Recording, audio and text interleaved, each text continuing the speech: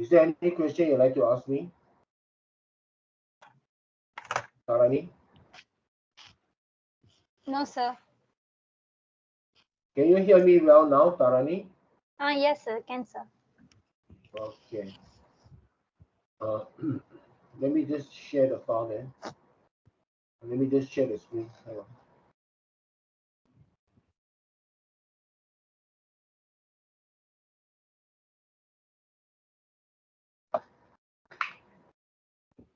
Okay. Who else is coming? Hema. I think Hema is coming already. Hema, can you hear me? Yes, sir. Okay. First thing first. Again, we'll go to this notice just to remind you. So today is the 4th. We are going to do the last seminar. So therefore, we will do chapter 9 and 10. Okay. Then the next week, there's no class, obviously because of Chinese New Year. And the week after, on the 17th, there will be a revision class to prepare you for the inform you about the final exam and also just do a revision of all the subjects or chapters we have done. And on the Saturday is 24th February, we will have the exam. And 1 hour before this time, maybe 1 p.m., I will send the question to this WhatsApp group so you can see the question from the WhatsApp group. And just now, I also sent in the WhatsApp. So you can see the WhatsApp. I've also sent to you the exam cover sheet. I think you're familiar with this kind of things. Maybe we just have a fast go through. So this is called the answer pad. So you'll use this answer pad, you can type your answer. So you type your ID, you type your name, your course name, EBA, your subject name, ODL, money and banking, and you have the subject code is inside your module, all right? The date, you'll put it on the date of the exam, and here you must either sign with your digital signature or you can just type your name. Right? Leave this portion here blank. I will put in the question number you answer and I give you the box. So you can leave this on blank. And this is the answer pad. In every page, you have to put your name and the ID again. And you have to tell me which part you are answering, because we got 3 sections or 3 parts. A, which is a Q&A question, quiz question. And so you put section A, and then if you got the section A, question number is 1 to 10, and then we can put maybe 1 equals to A, 2 equals to B, or 3 equals to A again, and so forth. Okay, so all these are dotted lines. When you type, the dotted lines will disappear because this is actually a Word file, right? So this is a Word file. So whenever you start with a new section or a new number, for example, section B, you got 6 questions. You are asked to answer 4. So 4 questions in section B. So every page you start with a new question number, a new page. And if it's not enough, you can just add in, just copy the header and then you add in again and again. Okay. So is that clear to everybody? Okay. So far, any question? No, sir. I think it's the same for your other, nearly the same for your other lecturers. So you should be quite well versed with that. Okay. So now maybe some of you are working on that day. which is on the 24th of February. We'll be working on that day. So if you are working, please let me know you are working, then we'll extend it some time for you. Okay, case by case, right? So that's about it. Okay. Now, today we will do the last two chapters. The first chapter, which is chapter 9, Tools of Monetary Policy. This is actually a continuation, okay, of the last class that we have yesterday regarding monetary policy. Now, again, I want to say the government got two types of policy. One is called a fiscal policy, and the second is called monetary policy. Fiscal policy you may have studied in your macroeconomics. It involves in government spending and also involved with taxation rates. Okay, these are two common for fiscal policy. Now, the second type of policy is given by available to the government is called the monetary policy. Monetary policy, actually there are three. One is the buying and selling of bonds in the open market. Okay, and the second, this is the most common. And the second one is the discount loan. Discount loan is the loan that the central bank can grant to the commercial bank. Unfortunately, this discount loan is not very applicable for the government because it depends on whether the bankers want to borrow money from the central bank. Right now, why does the central bank want people to borrow, especially when the central bank wants the economy to grow?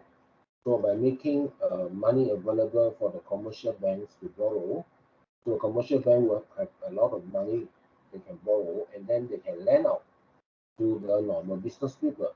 And the normal business people with the extra money can do investment and then maybe hire more people and so forth. Okay, but this is not very good policy for the government because it needs the cooperation of the commercial bank to borrow money. The third one is the statutory reserve rate.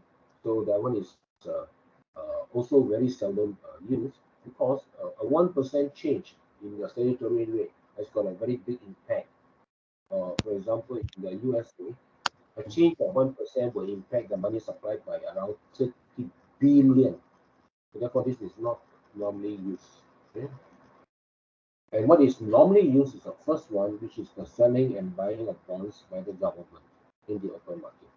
Okay, so we will go through it, and you can see first we will start with reserve federal fund rate, then we will go by the open market operation, discount policy, and reserve requirement. This is the three available, and this is the one that is the most common use. Okay, so let's zoom in out first.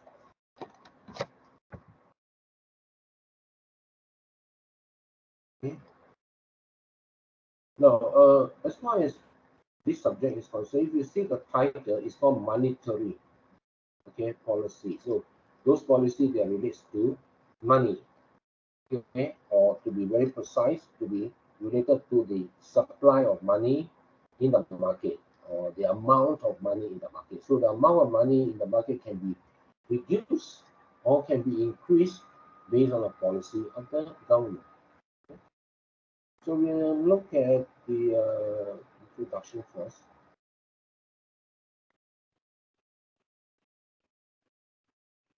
There are three policy tools, like I say.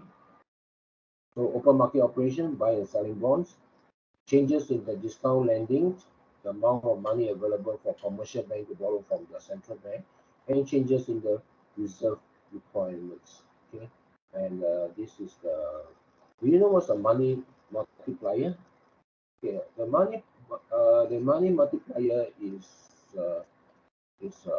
how do I explain it easily for you?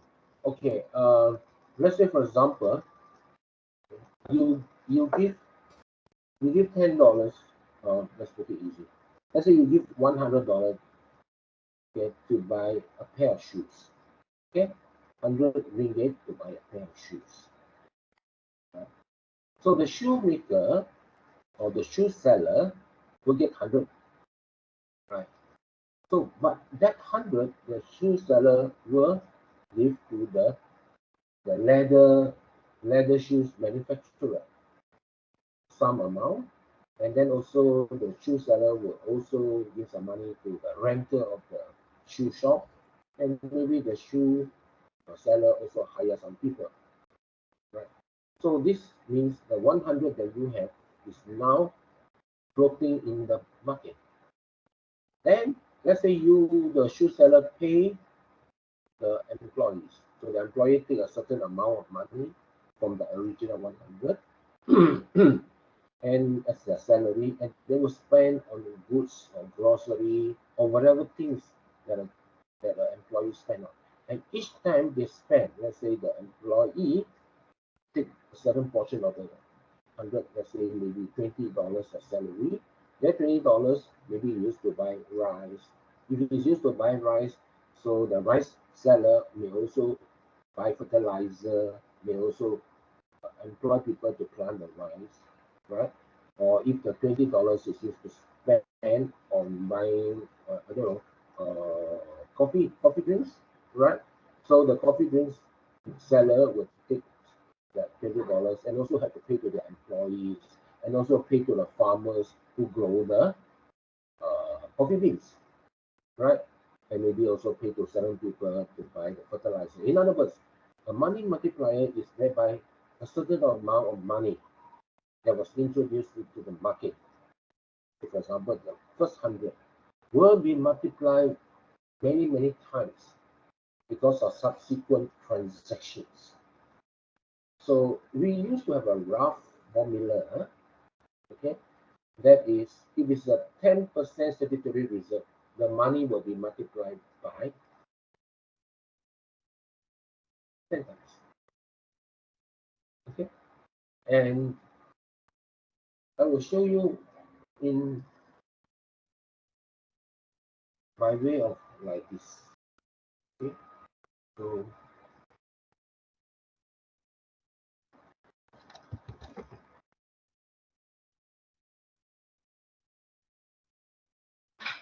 okay. So let's say you put $100 in the bank.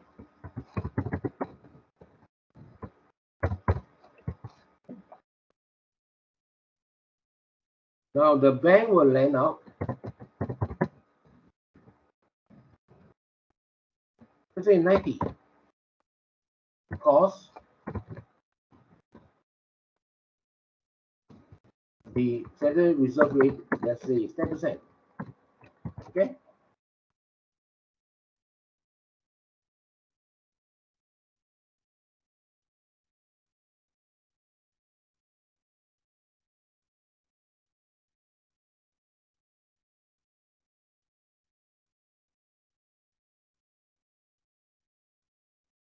So these $90 bank lend to Mr. A.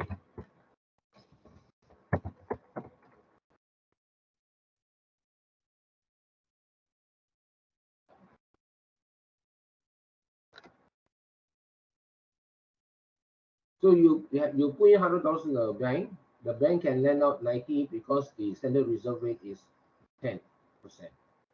So the bank will lend out 90. Now,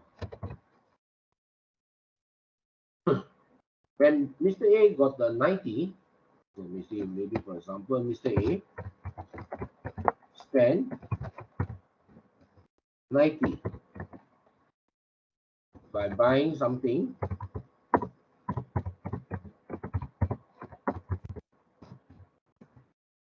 from Mr. B.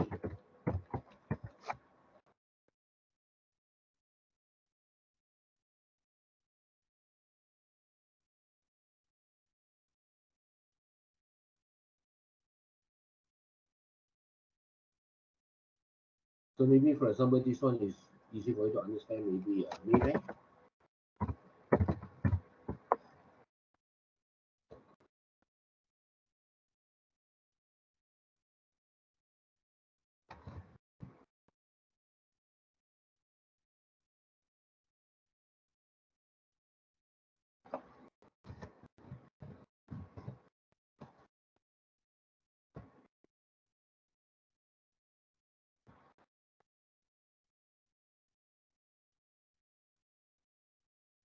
So Mr. B now will put the money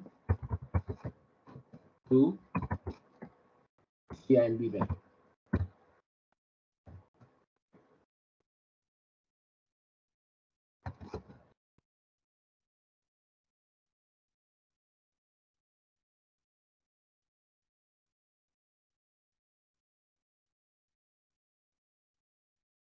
CIMB Bank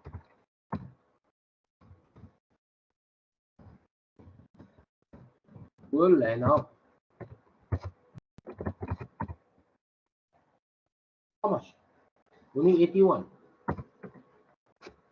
to Mr. C.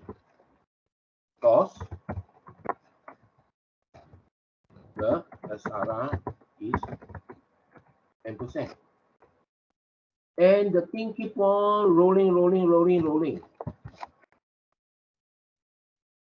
Mr. C will receive the money and then maybe put to RHB Bank and so forth.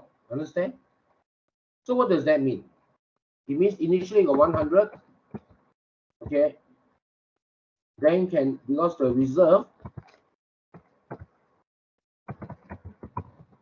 is 10%, say.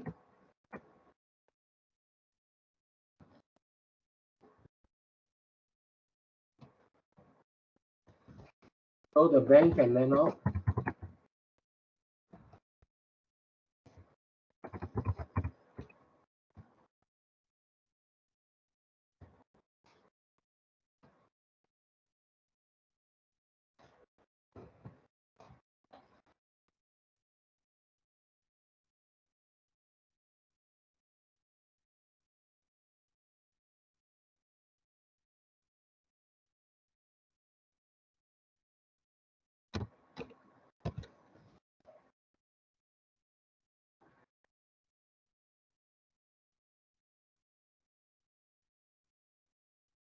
so now, what is able is 90 in the market.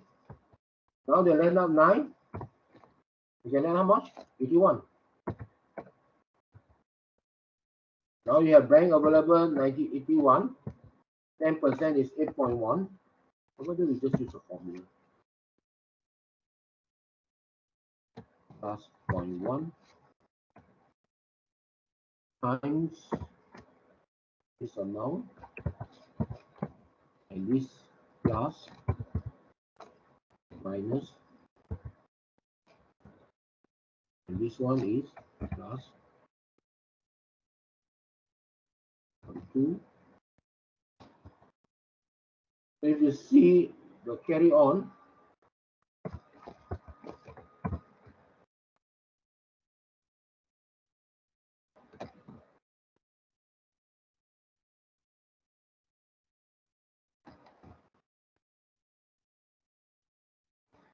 and carry on some more, I guess. More than 10 times. Territory reserve 3 times lah.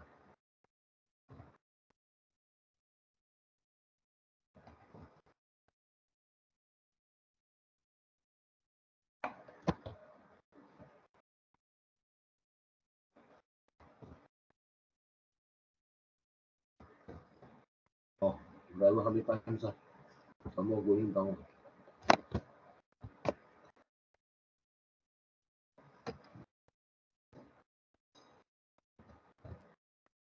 Okay lah, nearly no more already lah.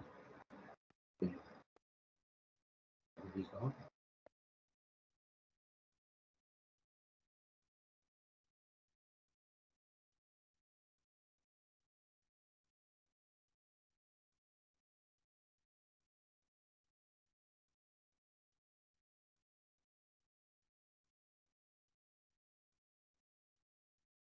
Do you understand?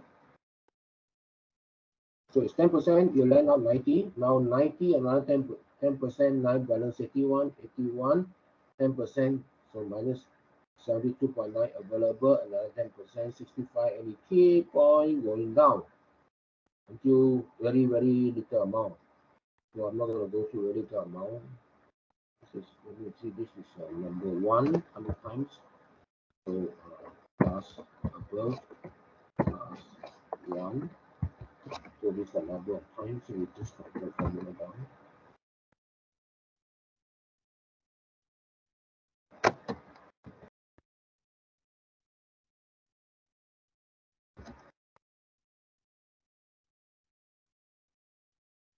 Maybe it's 100 times for all we do.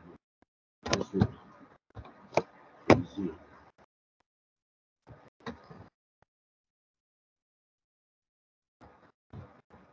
125 equals to 0 already lah. So right. So 50 times, you want 10%. Because the amount is so little already at that time, maybe the bank stop lending out. They just got 100 stop it here. Because the balance will assess reserves. That's the case. So what it means is that the money, that's what it means by money multiplier. The first $100 is lent out to somebody, and somebody will spend it, and then they give to somebody, give to Mr. B. Mr. B will put the money in the bank, in another bank, or even the same bank but different account number. Again, you save another 10%, so you go again, you keep on going. So that is what we mean by multiplier. Now that's only $100. But of course, you know there are so many money outside there in the bank, the deposits, right? So you can imagine the economy growing up because of people spending. But what happens if people stop spending? Well, if people stop spending, then the multiplier becomes less. So let's say after a certain stage,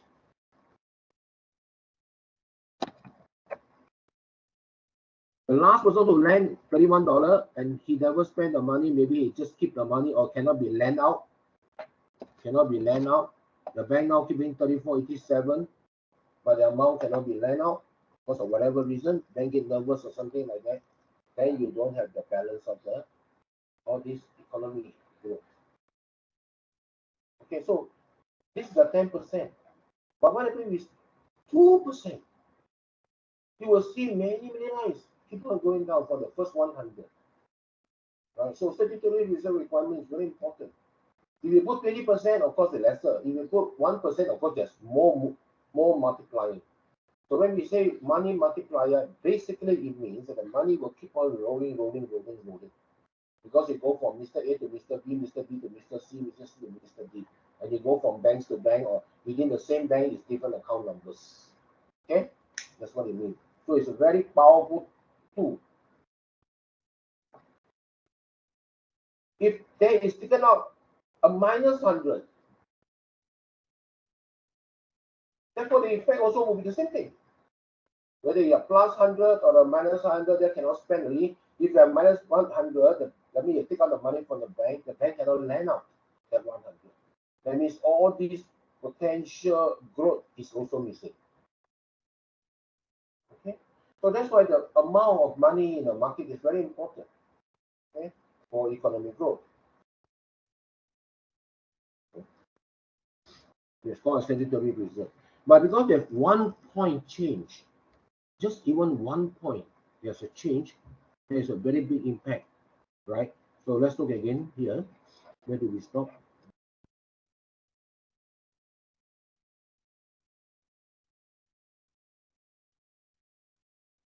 Okay, so let's say now we increase reserve to 11. So if you notice, the 10% is up to maybe 53. I'll go to the nearest $1 first so we can remember easily. So we stop here, $1. Okay, so we stop at line 43 at $1 stage.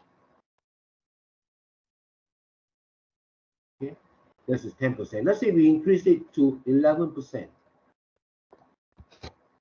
Yes, 10% up to $1 is line 43. So bank can lend out is how much? This one must change. Okay, so this is 0.11. Right. So you copy this formula to the whole thing. The reserve now has increased by 1%. Okay. Right. And this formula will be different, huh?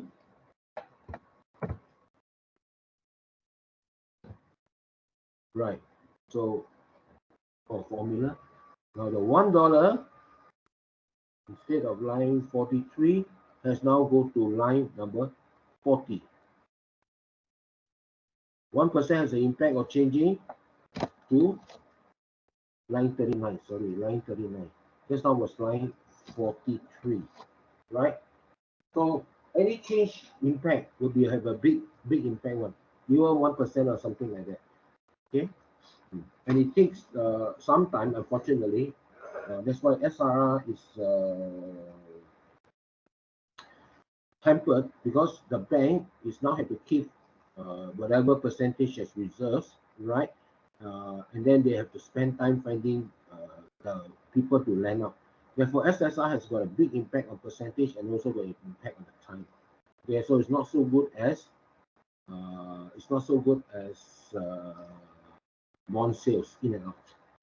Okay, so let me go through again. Okay, so for of course, if you were talking about reserve, I think this one we talk about is not so big deal. This one is equilibrium. I think it's the same chart as earlier lessons, so I'm not going to spend time on that. Supply side market. No, I want to talk about open market operation. This is the three policy. This is the most common because this is very fast. Okay, they can change the money interest rate and the money and the amount of money. Now, when the government is issuing bonds or selling bonds or buying bonds, so the rate that is the government determine. For example, if they want to buy bond, I only want to buy bond. The government say I only want to buy bond and give an interest rate of 5%, or I want to sell bonds and I give an interest rate, let's say 6%, right? So this is can be changes interest rate very fast, and the fact of buying and selling bonds to the public will also buy bonds because it is one of the safest type of investment. Why? Because the government will pay you back. Why? Because the government can print money. That's all. So many people will buy bonds to diversify their portfolio for risk management purpose. So the buying and selling bonds is very, very fast and very, very common. Okay. So there are two types of open market operations. The word open market means buying and selling of bonds. Okay. What is called the dynamic open operation, intended to change the level reserve and the monetary base. This is the first one. To reduce buy bond and sell bonds to reduce or increase the money supply in the market. Defensive, this is called dynamic, basically to control the money supply. And the other one is called defensive open market, intended to offset movement of factors that affect the reserve, such as changes in the rate with the Federal Reserve. If the Treasury do something now, Treasury and Fed is different. The Treasury and Fed is different. So same like in Malaysia, our Khazanah is different from Bank Negara. So Treasury also issue bonds. Fed also issue bonds. So sometimes the Fed will issue their bonds or buy or sell bonds because of the actions of the Treasury. Okay. Other than that, so this is one day in the trading, so you can read yourself. Basically, early in the morning, most important market is the New York open market operation people. They will sit down and then they look at the data, employment or maybe inflation, and then they will make a strategy in the sense that we will sell bond at what price, at what time, for how long, for how much. Or maybe they want to sell bond at what time and what price if they sell. Now, is it possible in one day the Fed can buy bond and also sell bond? Yes, and it's very, very common. It's not, you don't have a situation whereby today we buy, that's it. Tomorrow we sell, that's it. No. In any day, a Fed can buy and sell bond because looking at the interest rate and looking at the demand of bonds or the sales of bond, okay, or the purchase of bond by the public. So how does the public react? Let's say, for example, the government want to sell bonds. So sell at 10% interest rates. And the market don't take up. Oh, this exchange rate, this one is too bad. Can we move it to Initially is 11%, maybe buy it back all, and then we sell again at 12% or sell again at 9%, okay, from the earlier 10% target. So depending on the action in the market, right? Now, if the market, now when the government sell bond means the market want to buy. If the market see the interest rate not favorable, they don't buy so much. So then maybe the government must change from 11 to maybe 12%, then they need to buy, right? Now, if the government want to buy bond, the government want to buy at 5%. Okay, the seller in the market they want to sell is too low. Well, the government is going to change to 6% or 8% only, then the market will move. So in any one day, okay, based on the interest rates, which is derived from the activity of the supply and bond mechanism, whether the interest rate is too high or too low. So the bond people in the open market, the government will buy and sell within the same day. Okay.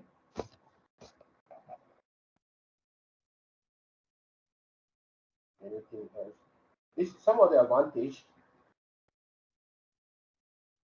Open market operation is in the initiative of the Fed. Early in the morning, they say they want to buy or sell. Okay, what is the amount and what is the interest rate? They have control over their volume in the sense that if the interest rate move in the favorable of the buyer will buy. So it's up to the government to give the favorable interest rates, right? Or if the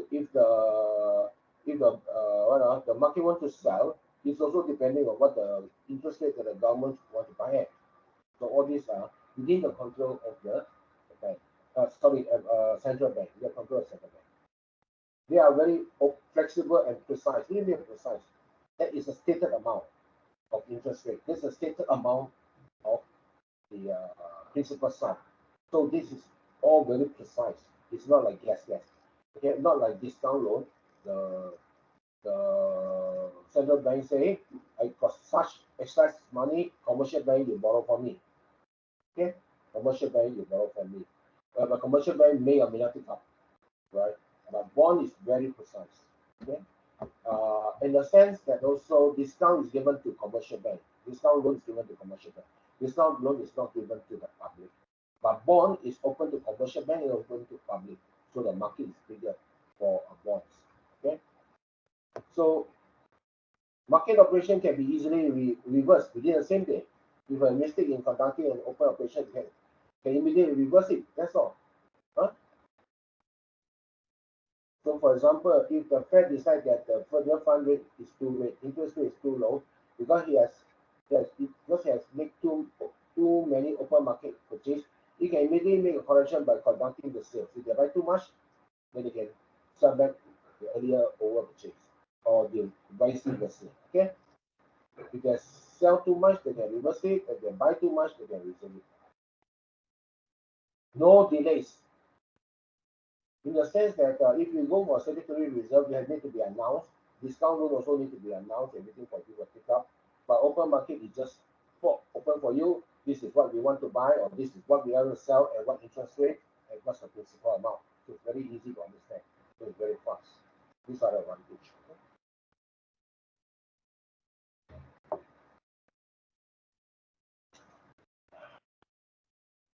Okay. Okay, like I say, discount policy got a little bit of problem. The Federal Reserve make the loan given to the banks. It's called the discount window. Okay.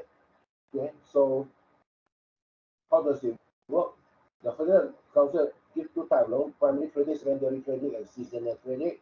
Seasonal credit is exactly what it means. Okay, go by season. Okay. So most important is the primary credit. Is where the Federal asks the bank to pick up their money. Okay. Why does the Federal Reserve give loans?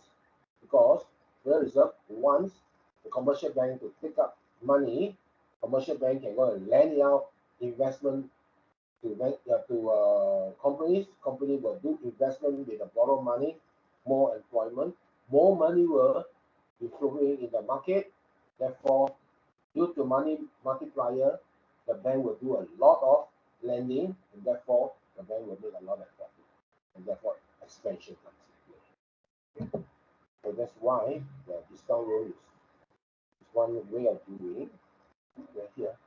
So when you change the quantity of reserve, so you have a new curve already. Okay, so this is the quantity of reserve, and this is the fund rate. Let's say the fund rate here was here. So when the fund rate go down, right? So the curve will be changing. Okay, from this price to this reserve. Okay, when the fund rate goes down, then of course people they want to pick up the fund rate, therefore the amount of reserve also will go down. Okay? That's about discount. The disadvantage, most important advantage is that Fed can use it to perform the role of lender of last resort.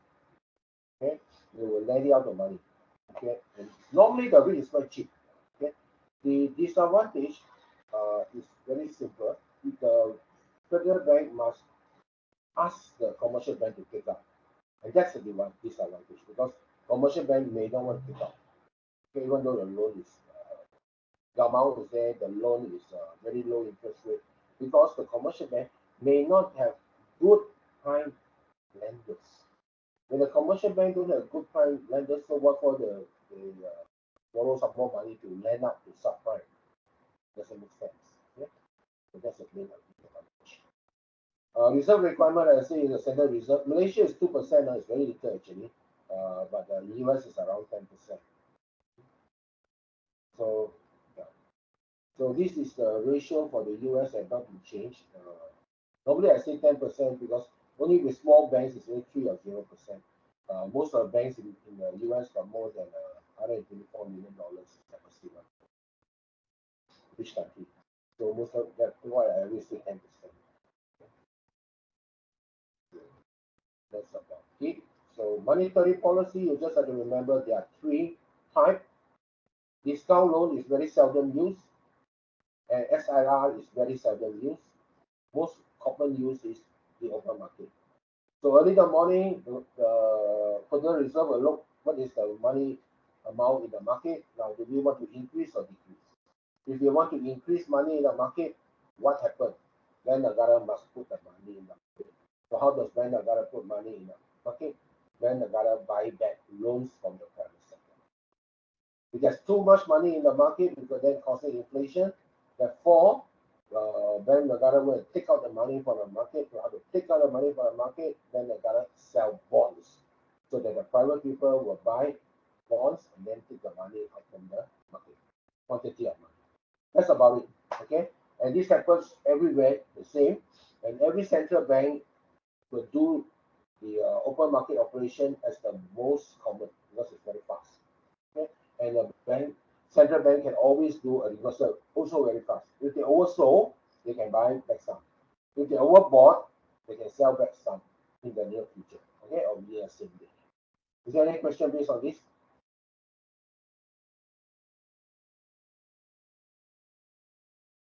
So far, any question? Okay, I want to do hang on. I want to download a messages. Okay. Who has come in? Alicia, any question? Alicia? Akiza? Izamiro, any question? Titan Gali, any question? Nora, any question, Nora? Why nobody say anything? One? Somebody say something or the line died. No, sir. Any question, anybody? Just say something. Nora, I cannot hear you. Today I learned by using my handphone. I don't know how to function this. Okay, by the way, you can hear me? Yeah, Okay. Any question you'd like to ask me? not yet. Okay, so we'll Exam go to the tomorrow, last. is it? Sorry? Exam tomorrow, is it? No, 27, is it? Sorry. Okay. 24. 24. Mm. Oh, you come in late. You come in late, this already explained earlier already. Exam is on the 24th, 2 p.m. I hope to you 5. change your mind. That's it. 1 o'clock, I will send you the exam paper in the WhatsApp group. In the WhatsApp group, I already given you the answer pad. You must fill it up. 1 hour after later, you must send it back, unless you're working on this day. If you're working on this day, please tell me you're working on this day that I extend to you sometime. Other than that, you have to do as the normal one.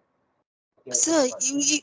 because it should be done in 1 or 2 or 3 hours, why don't we have exam on Sunday 25? We are following the schedule. You have to remember, you may have also other exam. I don't know, maybe other examiner. Okay. Now, if you want Sunday, other student may say one Saturday, other student one Friday. We follow the schedule as much as possible. If you think you are not available, you will ask for extension of time. That's all. Okay, because I cannot cater. You got 19 students in this class. Somebody one Saturday, somebody one Sunday, somebody one morning, somebody one afternoon, somebody one after work, 10 o'clock. Because Saturday is still a working day, half day. So if you want to extension, I will extend to you on Sunday 12 noon. Is Mr. Arunal having the same exam on the 24? I do not know. I have not communicated with him on this. But we're going to have it on the 24th. If you want to extend, you can extend it on 25th up to 12 noon. That means after work, you come back and you work. Sunday, maybe for 8 o'clock, you wake up and then finish at 11 and then you send it by 12. Oh, okay. You understand, Nora? I got 19 students in this group. Right? And every one of you want different time. I don't know how to handle, no? You understand? Okay, no problem. So No if you Saturday you're working, fine. We extend it to Sunday 12 noon, the next day. Okay, no problem. Okay, sir. Please understand, because I do not know what to do, because all you got different time working this and that. Some of you may be on Shiva. I just do not know how to handle. So we just extend it up to noon, okay? Noon on Sunday. Okay? Everybody please try to follow. Okay? Please try to follow Okay, this sir. one. Have all you sending your coursework already? Yeah, for the Sir, oral question and assignment already sent out. You have to I remember, not sir. if you have not sent, you cannot see. I will not mark your final exam paper one. No? Sir, sir, Sir. Yeah, you got up to but today is the fourth. In fact, today is the last day. If you want to extend another 1-2 days, it's okay. But you have to do your coursework so that I know that you are doing your coursework. Therefore, you understand about this subject. Then you should sit for the final exam. Now, if you do not do your coursework, I will conclude that you don't understand this subject. So how can you sit for your final exam? sir, I will submit tomorrow, sir. I'm so busy. Okay. Please submit. Oh, you please submit. Okay. I'll submit by today night, sir. Tomorrow you got no class, so please submit. Please do and try to submit. Okay. No issue. Thanks, sir. Thanks. Sure. Okay. Thank you. Okay. Because I know you're busy, but you have to understand where I'm coming from, because in the WhatsApp, the assignment was given to you which day? I was informed to you in the WhatsApp group all the assignment. The first day of setting up this WhatsApp group, right? That was in no, I do not want to sound too much about it, but then you also understand. So the assignment was given to you. Yeah, this assignment. The date was the 2nd of January, right? So I asked for 4th of February. Therefore, you got 1 month. But maybe you're very busy or whatever it is, but you should have no excuse, because I given you the assignment or the question in the 2nd of January, right? So Isamiru, if you want to extend, yes, and please extend. Make sure you complete, right? Within the 1 day or 2 days from now maximum. Is that reasonable, Isamiru? Because I give you the question 1 month ago. Because you said it can be before final exam. Okay. Mm. So I will submit tomorrow. Tomorrow, yes, promise. The rest of your house submitted already? Done, sir. Yes, please check your email. Sir, by today I Yeah. will submit. Okay, please, Eunice, Esther, in fact, in Lincoln policy, if you do not submit your coursework, we will not allow you to sit for exam. That is one of the conditions of sitting exam. Because we want to make sure that the student has got at least some understanding of the subject. And how do the lecturer know? Because the lecturer will look at your coursework and determine whether you understand. If your coursework is no good, sometimes the lecturer will ask you to redo again the assignment. Okay, they ask you to redo again the assignment to make sure that you understand. Then only you can be prepared to sit for the final exam. That you can be capable of sitting for the final exam, right? So that is very important. Okay, so if there's no question, can I go to the next chapter? Okay. Can, Any questions so far? Anything you'd like to ask me? Y'all can go to the WhatsApp and see the what, isn't it? The answer pad. I think it's the same answer pad or nearly the same as the other lecturers one. Right? And there's one question is can we type? Yeah. Can we type on the answer pad? Yes, we can type on the answer pad. In fact, the answer pad is in words, Microsoft Words, right? So this is the answer pad, and you just download it and you start to type already once you get the answer. Okay. Sorry, once you got a question and you try to answer it. Okay. Now, we will now go to see. Oh, by the way, for the this semester, just for your information, for this semester, all exam is from the 19, 20, 21, 22, 23. Okay, all business faculty exam will be from the 19th to the 23rd. That's why your exam is on the 24th, right? The Saturday. Okay, as close as possible to the semester date. Because if I give exam on Monday to Friday, I think most of you will be working anyway. So we are doing as well on Saturday. Now, there is some exam that is before 91, but that is for those English class, the Malay language, or some sort of non-really business subject, but it is for the, we call this the MPU, I don't know, I cannot remember. It stands for Malaysian something that the government must give to the student to sit like English for professional services. What else? Malay language, and I think maybe what, some sort of ethics and moral subject that you will do. That will be starting, I think, on the 15th. 15th, but faculty one will be always 19 to 22. So yours, that's why it's 24. Okay. Now, so I'd like to talk about this chapter. It's the last chapter. This is called financial crisis. What is the definition of crisis? This basically instability in the economy. Okay, so the financial crisis means instability of the economy. Now, what do you mean by instability in the economy? For example, people don't put money in the bank. Therefore, the economy is very unstable. There's no money in the bank, and therefore bank cannot lend out money. Okay, so when bank cannot lend out money, investment will be on hold. So that causes instability. Or bank have lent out money and people don't pay back. That is going to cause instability, because if you, the borrower, don't pay back money to the bank got no money to pay up for those people who close their saving account or checking account. That causes bank to be bankrupt.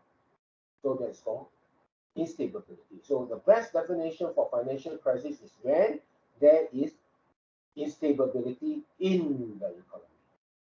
Okay, in the economy. Now, you can also have inflation. Inflation can trigger financial instability. When the prices of goods go up so much, right, the people's salary is not enough, okay, to buy things that they want. Okay, so this is instability. or for example, a lot of people got no job for whatever reason. Let's say, for example, there's a COVID, so there's no business, right? So a lot of people got no job, so that is instability, and that will trigger financial crisis.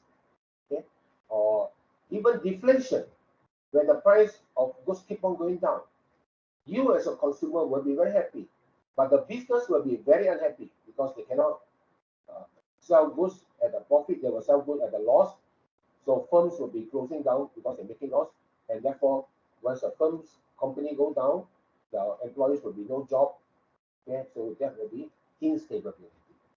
Okay, now the word here is called advanced economy. Actually, it's no, and financial crisis can be in anywhere.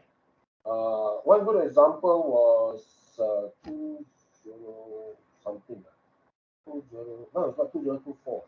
I think it's 2014, 15. We have Thailand. Thailand financial instability spread over to whole of Southeast Asia. Okay, so it's not just an advanced economy. And the other thing is financial crisis. How often? Very often. Roughly average 20 years or 30 years, one crisis come up. So whenever there's a crisis, you can see many funny things. Banks cannot lend out money. Okay? Depositor lost that money because they cannot get the money from the bank. Just put in money, a bank, you cannot get back that money. Okay? Government, very little income. Because company don't get profit, cannot give tax. Okay? Another thing is that many companies go bankrupt, many people will be unemployed, and the government is sometimes forced to help to reboot the economy. Now you can also see things like business cycle. You got 20 years of growth, then maybe you got another 20 years of down, another 20 years of growth. We call it the business cycle. Okay, so business cycle also trigger financial crisis. Okay, business crisis can be triggered by rumors. Yeah, rumors. Let's say, for example, tomorrow we have a rumor that a bank will close down. Everybody line up, ATM machine. Then the rumor spread to the next bank also will be closed down. So other people also line up in the second bank. So all these rumors may trigger crisis. Now suddenly there may be a rumor that there was a war. So everybody panics. Okay? So there will be a crisis. Or there may be a rumor about a company, very well-known company is closing down. There was cause the stock market price to go down for that company. Other companies' stock market prices also going down, triggering a stampede on stock prices going down. So many things can cause financial crisis. And some of them, financial crisis can be caused by the government. The government cause financial crisis. Let's say the government want to give cheap loans. So the government give the money to the bank to lend out. And then they lend out to, let's say, to buy houses. So you have the housing prices to keep on going up. That causes a bubble. When the housing price goes down, the bubble bursts. Therefore, those people who earlier take loans from the bank cannot repay their loan and cannot sell their houses because the house price goes down. They cannot pay back to the bank. Bank always lend long and borrow short, right? So bank cannot pay back to ATM people, then there will be a crisis. Anything can set up a crisis. Okay, so we will now look at this. Okay, there are few many crises. I think I will only highlight only two. One is the Great Depression and one is the recent one, 2008 subprime crisis. Now you remember 2008 is how many years from now? It's only 16 years ago. You understand? So it's still fresh in our mind. So that's why I want to introduce to you this crisis. And the worst one is called the Great Depression, 1929, 1930. That one I should also introduce. There's these two other. One the biggest, one of the biggest. Okay, we have other crises like the OPEC oil prices crisis. That's also very bad. COVID crisis, that also very bad. But I just want to introduce Great Depression in the subprime 2008. So first, what is a financial crisis? Okay, a well-functioning financial system. That means people put in money in the bank lend out to business do the investment, get more people working, so people pay, get more salary, they get more pay, they buy more goods, so investor will invest some more, and then make more factories, get more people employed. Government's very happy, more people employed, get more tax, and so forth. So we call this a positive crisis. Sorry, a positive spiral. Okay, so this is a well-functioning financial system. Okay, so a well-functioning financial system solves asymmetric information. Asymmetric information means some people got information, some people don't get information. So in a perfect economy, everybody got the same type of information at the same time, and everybody's decision will be rational. Okay, so that's what we call well-functioning. Okay, and so that capital or loan is allocated to the most productive use. Okay, now whenever information is not so perfect, this will affect the efficient allocation of capital. Okay, and this will cause financial frictions. Okay, so information, or can I say sometimes even rumors, okay, will have big impact. Okay, a financial crisis occurs when information flows in the financial market experience a particular large and very disruptive disruption. The result that financial friction increase sharply and financial market stop functioning. Then economic activity collapse. Okay, so it can be many things. It can be many things. Okay?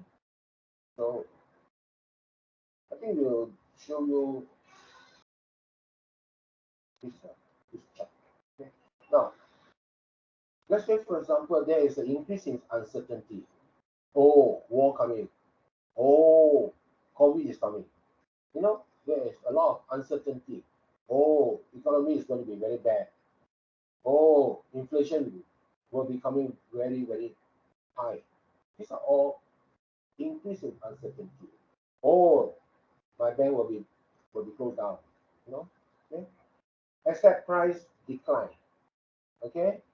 Oh, the house that I have on the seller cannot pay back my loan because my housing price has declined. Okay, so asset price decline. Or other asset, just I'll give you the example is your house mortgage loan. Other asset, share market price will be going down. Whatever shares you have right now, better sell. If you don't sell later, you sell will be very cheap, right? So asset price decline. Or deterioration in the financial institution. Banks are getting weak. Banks are lending to people who don't pay back. Financial institution will weak. Okay, so all this cause panic. We call it a moral hazard. Adverse selection and moral hazard problem worsen, and lending contracts. Bank cannot lend out. No. Why is it important that banks lend out? I think it's quite important because, let's say for example, you want to buy a house. So you must go to the bank to borrow money. And that's very important because with that money, you can buy a house. And when you buy a house, the money goes to the developer. And the developer take your money and pay for the cement people, for the grass, not grass, or maybe the grass cutter, pay for the people to make the roads in the housing estate, okay, pay for the painting, pay for the wood, pay for the doors, pay for the glass, right? And you can remember just now I talked about money multiplier. You take a loan and you spend it to developer take a loan and give to many other people, and the money keep on multiplying. You understand? So if the banks stop giving loan, the housing developer got no money to give to the housing, to the cement maker, and the cement maker got no money to pay to their cement workers, right? So it becomes a negative spiral. So all this asset prone decline, price decline, uncertainty, financial institutions become very weak. Okay, all this will create this kind of problem, and this problem will lead to what? Economic activity decline.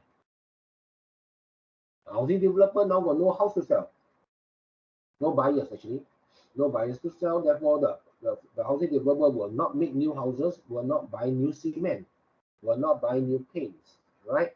And this economic decline will lead to banking crisis. People got no jobs. They cannot put money in the bank. In fact, those got no job actually draw money from their saving account. So now bank or lesser deposit, give lesser loan. Or even worse, some people no job, stop paying the loans. So the bank right now have got an asset that cannot collect, which is loan that cannot collect money to pay off any people who want to close their saving account. So banking crisis occur. And this will also create another problem, will become worse moral hazard problem, and also worsening and lending contract, which now makes economic activity decline. So you notice economic decline go to banking crisis, and because the bank is in problem, they will stop lending, they will make even more economic crisis, so become multiplying, and then debt deflation, decline in the price level, then economic activity decline. So these are consequences, and these are factors, some are factors and some is consequences. You can see the color here. Okay, so stage 1, stage 2, stage 3. So stage 1, initial phase. Something triggered. Stage 2, banking crisis. Stage 3, people that cannot pay back their loans. Okay, so if you cannot pay back the loan, the bank cannot take your money and give new loans. Right? Yeah, that's the problem.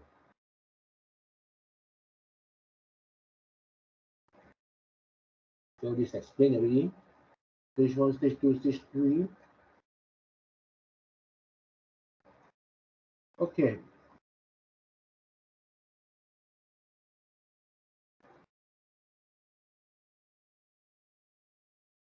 So bank panic is a feature of all US crises during the 19 and 20, occurring every 20 years or so, so until World War I. So 20 years, 20 years, 20 years, 20 years, 20 years, 30 years, something like that. Sometimes it's 30 years, sometimes 20 years, right? So on average, 20 to 30 years, there's one banking crisis. Whenever there's a banking crisis, some banks will close. And when the bank closes, what happens? The people who save money in that bank just their savings. Okay. And the worst part is some of them may be pensioner, cannot get more income. Their income is already in the bank, and to live out their retirement, and then that's it. And, so what are the causes of credit boom and bust, and the asset boom and bust? Okay, so let me explain. Credit boom has a lot of money available in the market. What are the causes of a credit boom? Most cases is, like for example, the government pumping money. One example into the market. So how does the government pump money? The central bank give money to the market. How do they give money to the market? Okay, they buy back the private citizen bonds. When the central bank buy back a citizen bond, they have to take the money from central bank to pay back to the citizen, and therefore there's a credit boom. That's one. Another credit boom is maybe, for example, the statutory reserve from 10% drop to 9 or 8%. So lesser 2 or 3%. That means the bank can keep lesser reserves, right? Therefore, more money in the market. Third one, discount loan. The bank may make available, central bank make available to commercial bank, huge money at low interest. I think at one time, America Fed loan is only 1%. 1% interest to make the funds available in the market. Therefore, it's called credit boom. What is the credit bust? There's no money in the lesser money in the money market. How to do that? The government do the other way around. Take the money away. So how does the government do that? The government sell bonds. Okay? Or the government increase the statutory reserve. Okay? Therefore, lesser money can be lent out.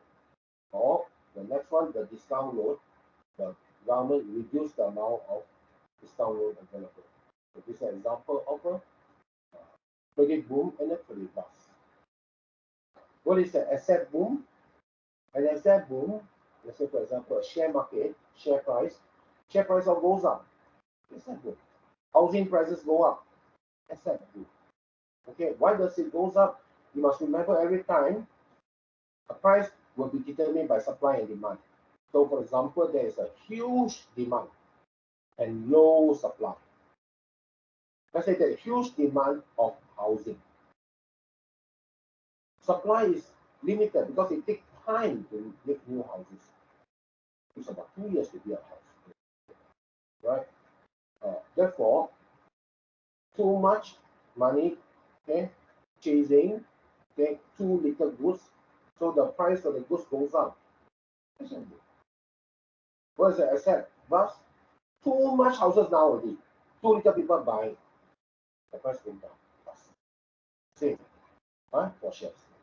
So these are the causes, okay, of booms and busts, whether it's credit and get this down. Okay, we look at the stock market. Okay, the Great Depression is from 1929 to right up to 1933. Right? At that time, the stock market, at the very beginning, let's say the index is 100. We can go down to 10. That means share price go down 10 times. Those people who have borrowed money to buy shares, how are they going to pay back the loan? Because when the share price go down, they sell, and whenever they sell, the share price cannot recover to pay the loan. So therefore, the even price of shares will go down somewhere. They're forced to sell, something like that. Like for 10 times. Okay, actually, there's a story. It's not inside your syllabus. Basically, one of the reasons why there was a Great Depression in 1929 was at that time. The background of the story of the Great Depression is like this. Okay.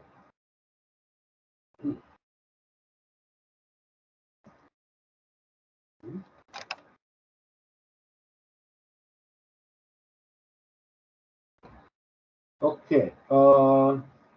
If you bear with me, I will just explain. World War One was over. I think 19 something, one something. Okay. During World War One, Europe is having a big fight, right? So they got no time to grow crops. So what do? They go to America. America, that country got no World War One, all right? So American farmers get rich with all this gold. So with all these goals, they have a lot of prosperity in America. So people are very happy in America. People in Europe try to recover from World War One, right? So there's so much money, therefore they try to play with the stock market because the saving interest rate is very low. So the rich people in America start to play with the stock market. Now the normal people, the normal Americans, seeing the price goes up, they also went and borrow money and play in the stock market. So stock market, there was a boom.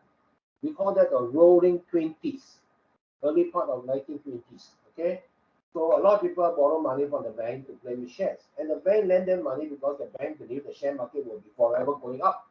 So if somebody cannot pay, they just sell off lay long off the shares, and then the bank still take back their money, right?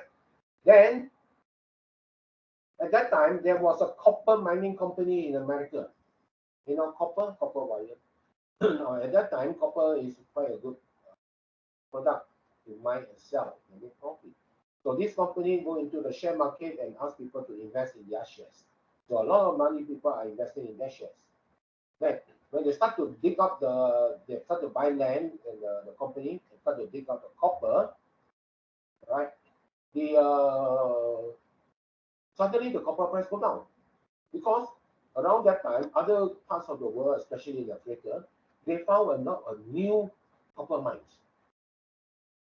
So there are a lot of copper in the market, therefore copper price go down, and therefore this copper company in America make loss. Here comes the woman. When this big company, copper company, share price go down, right, because they make loss, that drop in share price cause other share price to go down. The other share price keep on going down, and then finally, here comes the Great Depression. Share price go down to 10%. Many people lost their job, right? No money. Okay, so they cannot eat. There's a lot of crime and so forth. There's a lot of social activities going on. It's the same like in Malaysia, for example. Now, for example, Malaysia, because we have banks like CMB, Maybank. Let's say there was a union. Or, for example, Alibaba comes in, Alibaba Pay come in, or WeChat Pay come to Malaysia, and people don't use Maybank and CMB Bank a lot anymore. Example, huh? So there would be rumors that Maybank is having trouble. The share price of Maybank go down. Now, if you are holding shares in CIMB Bank, you also worry. So maybe I won't sell my shares in CIMB Bank. So shareholders of public bank, RHB Bank also will try to sell the shares. So the share market price is going down. Now, when the price of public bank share going down, other industry, the construction industry share also will be going down. Because those people down there also worry. If Maybank can go down, my company Gamuda, my company maybe ABC construction company also can go down too. Everybody has to sell the shares. So all the share price in Malaysia will be going down very fast. Those people who have borrowed money for shares or use the shares as security for bank loans now cannot pay back their bank loans. So a big problem, right? So therefore, rumors or actual fact, one small little actual fact will treat big problems for everywhere. So this one going down 10 times. How long? 29 to 32, 3 years, right? So US bank panic, okay, but the middle of 19 stock recover, then panic. So how many people lost job? 7,000 banks have failed. So if you got 7,000 banks, so think about all those savers we want, all those banks. All those savers in the bank all will be bankrupt because they cannot collect their money from the bank. Okay? Stock prices keep on going down. I see 10 times. And if you want to borrow money, the spread has now been very high already, quite close to around 8% already. Okay. Unemployment US, I think 1 in 5, 20% said, yeah, 1 in 5. Come to this time, 20% of population, when 5 people working, 20% of them are not working. It's actually more. Because of 100% employment, maybe 10% is with the government service. So that's cannot be counted actually. Only 90% of general people are working. Of the 90% of general people are working, 20% of them is actually unemployed. So that will cause even future hardship because they got no job, no money, banks are closing down. Europe also same thing. many countries, because it's a worldwide thing, right? Spread from one country to another country. So many countries also go down. Okay. That's what happened in the Great Depression time. And it takes about 25 years for the stock market to recover. Okay. So from 1920 up to 1940, and then we have the Second World War. Again, Second World War, Europe is quite a lot of fighting, and then US will have to supply food lah, medicine and then US people become rich again. Okay, so but there is no repeat of the share market drop after the 1940s. the economy in US is going on quite well, right? And then you come to 2007, okay, the financial crisis of 2007. Now, how does it arise? Okay. It arise, I think,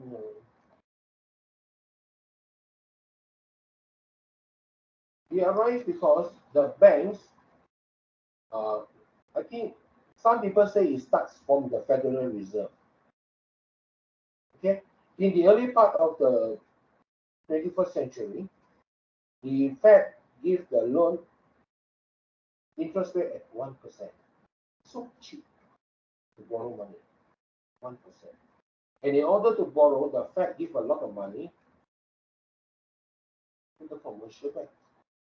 The commercial bank take this whole big amount of money and pay the Fed 1%. And they use this money and they go and find the lenders, charge 8%. So the difference is 7% profit to the banks. So the banks are happy. So the banks take all this money and try to lend to people. Now, where's the best lenders? Best lenders are those lenders which got a fixed income, okay, or has got a good payment record. So they're looking for those people that is called prime lenders, Prime, prime. Number one, okay, A class, right? And what asset? Well, we look at land and building, and house, call it the housing bubble. So the bank say we lend to you prime. Okay, you're buying house because house price keep on going up, so we don't have to worry. Now you get to a point whereby you cannot find the bank cannot find any more good lenders. So they're gonna look for people that are not so prime, people got not fixed income, okay, people very bad because of payment back. But the bank still lend to them. They don't care. Because the loan is only 1% interest to Fed, and they can lend to just bad people. Instead of 8%, they can lend it at 12%. So they get more profit. With the assumption that if these people don't pay back, the bank can still lay on the house and still sell at a higher price, so the bank will not make a loss. Okay? So it goes on like that, okay, and the market price keep on going up for the housing because there are more demand, right? Now the bank suddenly become nervous. Now why do the bank nervous? Because there are so many subprime people now. So the bank say, okay, never mind, let's look for investors. So we will bundle the debt. So we got a prime lenders for housing loans, maybe we put it as AAA. And the not so good one, we put a BBB grade, and the subprime one, we put a CCC grade. Okay, so they bundle all these loans and give it to the investors. Now, some investors may be interested in the CCC one because the interest rate is very high. So the bank will lend to the CCC class of lenders, subprime, at 12%, and give 10% to the investors. The investor take over the loan. The bank still have to take the 2%, right? Then after a while, the bank said, why don't we do a little bit different? We ask the rating agency to rate this subprime loan from CCC go back to AAA. Now, why does the rating agency agree? Because the banks tell the rating agency, if you don't rate them very good, next year we are not going to use you as a rating. We find another rating agency. So this rating agency also will lose their income in the next year. So this rating agency, okay, boss, I agree. You want to put CCC to AA, we will also follow you so that we will get a job in the future. Okay, and also keep the present job, right? So the CCC also is banded as AA. Now, suddenly, even the CCC people now stop paying. So the bank say, okay, we stop paying, we lay down your house, we still make a profit. So initially it was okay. Then more and more CCC people cannot pay. Now the bank got so many houses. Now, bank is not in the business of laying down the house and make a profit. Okay, so the banks now panic, right? So what does the bank do now? Oh, cannot do anything. They got too many houses to be lent on. Now, when too many houses lend on, the housing prices go down.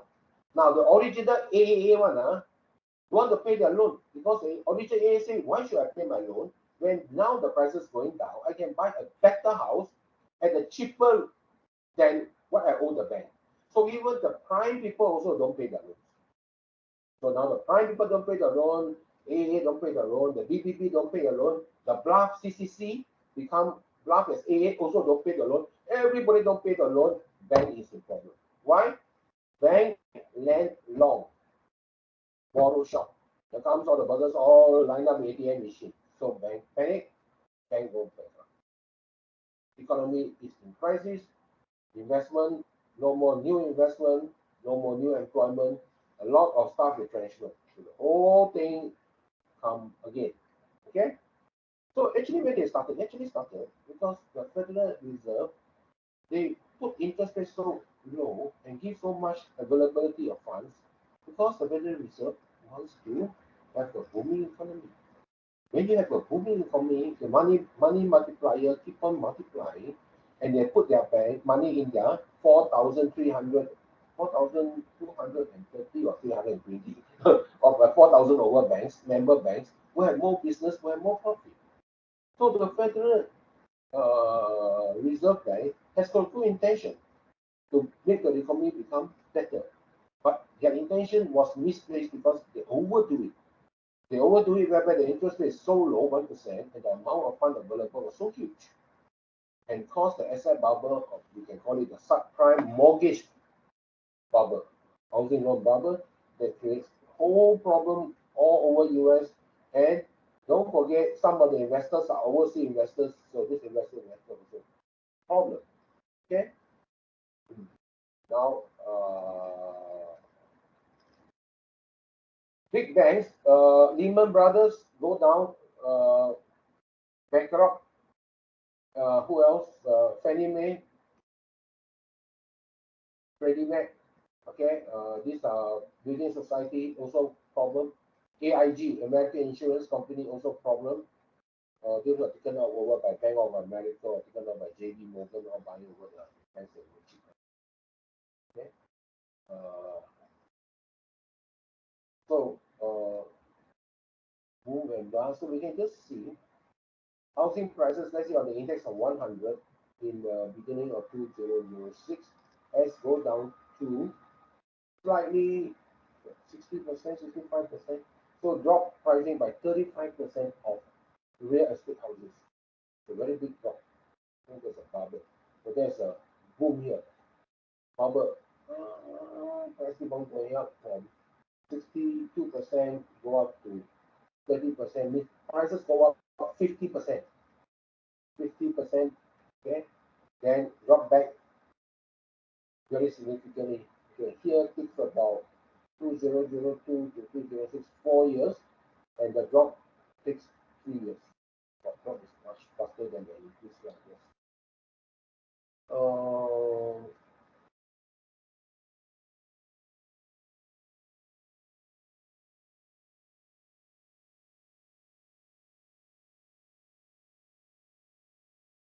Stock prices also the peak 2006, 2007, 2008. Okay, that's the index 100.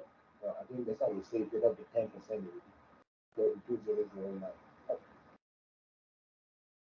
You know, height of the crisis, crisis speed was around very huge, 5% split.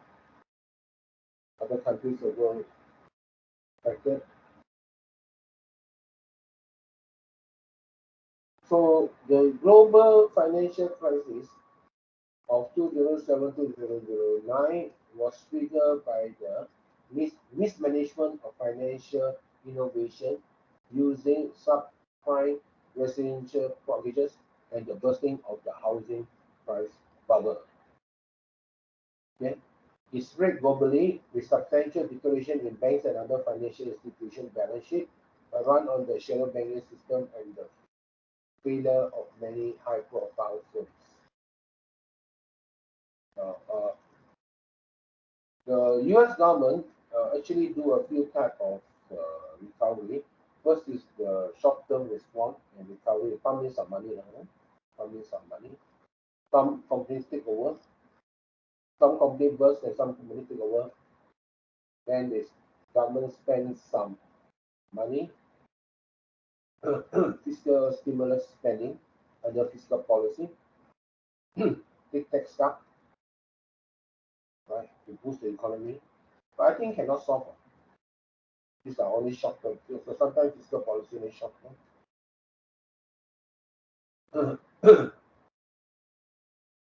Then the long term financial regulation framework, make sure there's no asset bubble in the future. And here also got say some monetary policy, national policy to reduce physical debt levels. The third area of policy is strengthen the financial infrastructure and so forth. The government spent a lot of things in QE2 and QE3. We call it quality easing. That's why there was a lot of printing of money from 2009 onwards until today. Until today, US government has been printing money non-stop just to boost the economy. Okay? Just to boost the economy. Other than that, there's nothing much. So it takes a long time to recover. I think about 4,000 banks was around 4,000 banks, 3,000 plus around there. Banks was bankrupt in the US. Okay? In Malaysia also during the bubble, a lot of people have lost their job in Malaysia. A lot of people lost their job. So financial another question. So why does the US problem affect Europe? Because in Europe, they also follow the same thing, right? The housing prices also goes up because European banks follow the same method as the US banks. And there's a lot of investors in the Europe that buy over those assets of the US loans. Okay, the CCC loan also has been categorized as AAA loans. There are a few rating agencies. I think one of the most popular is called Moody. Moody rating agency, I think itself in trouble because they rate those subprime loans as a very good loan. Okay?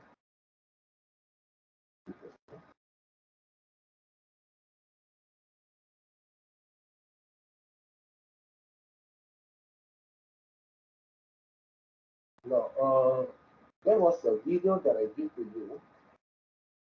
I hope you all have seen this video of the actions of the Treasury.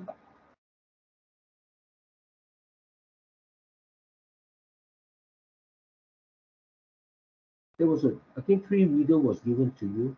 The monetary exchange system, how money laundering works is not that important, but this one is good for you to see. Monetary system, how does the government give money? City with no cash. On video. Subprime, yeah, he's here. Subprime 2008 financial meltdown. So please look into this YouTube for some information about the subprime 2008. Okay. Now,